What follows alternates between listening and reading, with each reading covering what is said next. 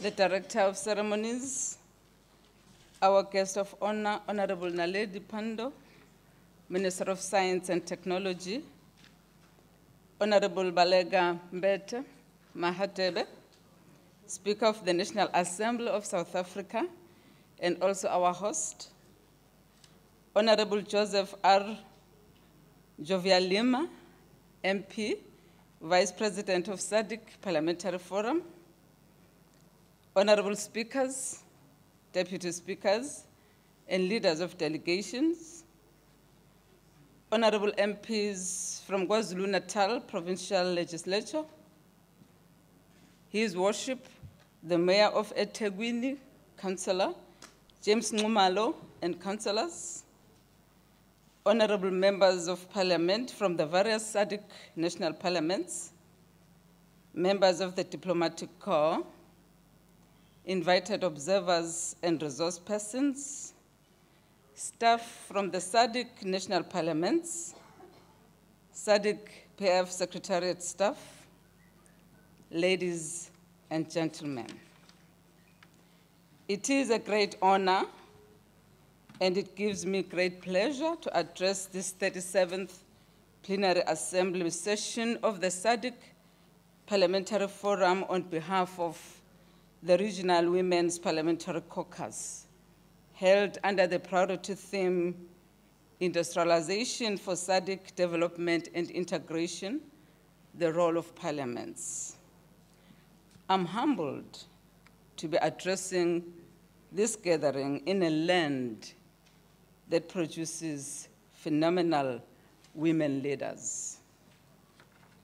Coming from this very province of KwaZulu-Natal, we have the members of the SADC-PF we have the member of the SADC-PF Executive Committee, Honorable Speaker of the South African Parliament, Balega Mbete Mahatebe, who is also the first woman to chair Africa's oldest liberation movement in its 101-year history, the African National Congress. 103 years. Also from this province is the chairperson of the African Union Commission, Dr. Nkosazana Dlamini Zuma.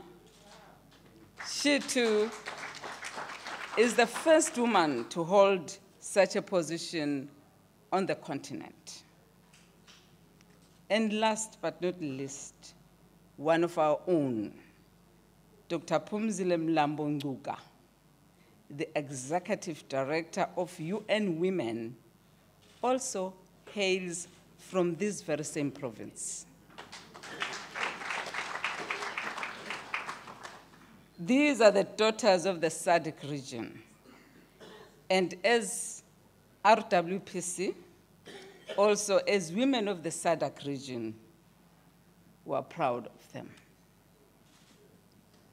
Guests of honor and honorable members, the year 2015 is a very important one in the area of women's empowerment and gender equality. It is the year in which we celebrate the 15th anniversary of the historic United Nations Security Council Resolution 1325 on women, peace, and security. It is 20 years after the adoption of the Beijing Declaration and Platform for Action. And it is the African Union Year of Women Empowerment. It is also the target year for the Millennium Development Goals, as well as the goals of the SADC Protocol on Gender and Development, the 28 targets which are currently being reviewed.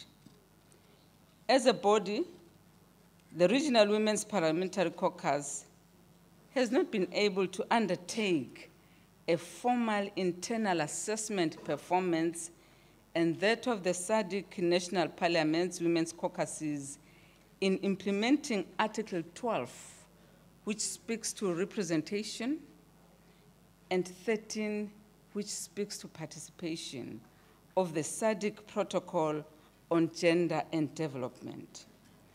But we are nonetheless aware of the regrettable fact that none of the SADC member countries has attained the 50% threshold in terms of 50-50 gender representation in all political gains that have been, in all political and decision-making positions. However, I am happy to share gains that have been made as a result of strides taken by political parties that have adopted affirmative action in their candidate lists during their country's last elections. Examples of such parties are Frelimo in Mozambique, SWAPO in Namibia, and the ANC in South Africa. This leads us to the question of whether zebra listing should remain optional for each political party or whether quotas should be legislated. That is our homework as the Regional Women's Parliamentary Caucus. And you can also look for best practice countries such as Rwanda, which is leading the pack globally by boasting of 63.8% gender equality representation in political and decision-making positions. Guests of honor and honorable members, it is worth mentioning that SADC is the only regional economic community with a legally binding instrument on gender.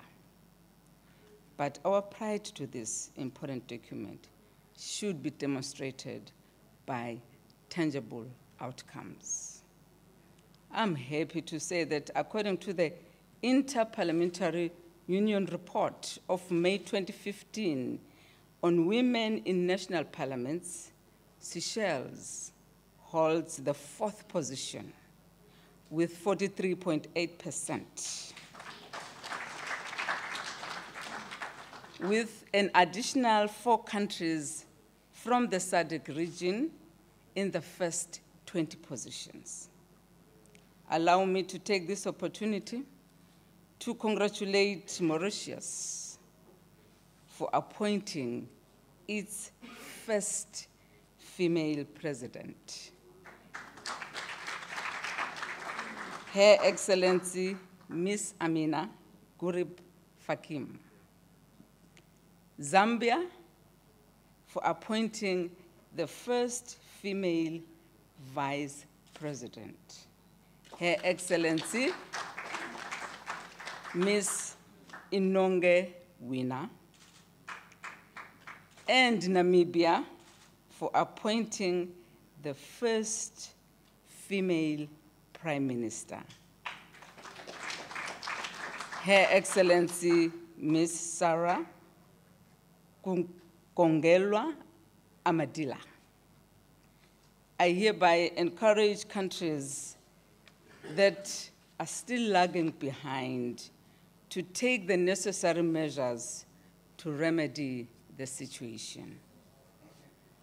May I make a humble plea that during our deliberations as delegates of this 37th plenary session, we remember that our vision can never be achieved unless we seriously consider the implications of each target that we set to women and men.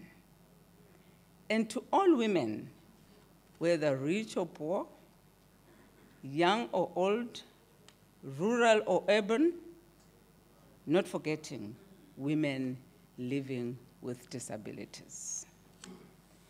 we want to remind you that as women of this region, we are saying nothing about development in this region without women.